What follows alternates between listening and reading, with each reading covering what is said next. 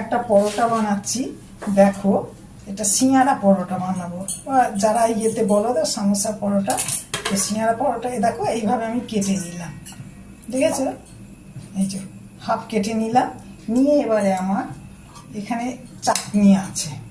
এটা হচ্ছে পেঁয়াজ, রসুন, কালো জিরে, কারি পাতা সব কিছু দিয়ে, টমেটো তো আছেই, তো শুকনো লঙ্কা আছে দিয়ে তার একটা চাটনি।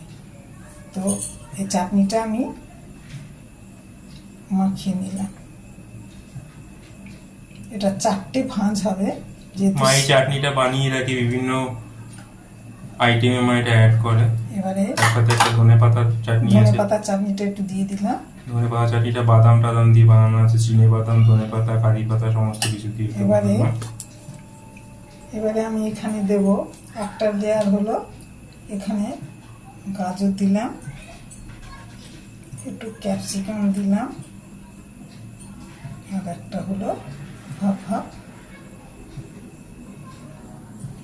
এবারে এইদিকে নারকেলের একটা করলাম।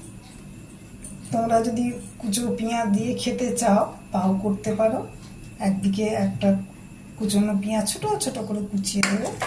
এরপরে আমি এখানে দেব চাট মশলা আর বিট নুন গুঁড়ো করা আছে। এবার এইটা দেখো, এবার এটা আমি কি করি, এইটা ভাঁজটা এই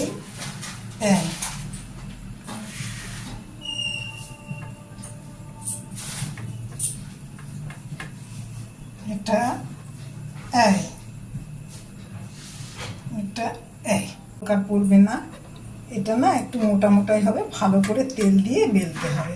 আর যদি তোমরা চাটনি টাটনি কম দাও তাহলে একটু বেলতে পারবে।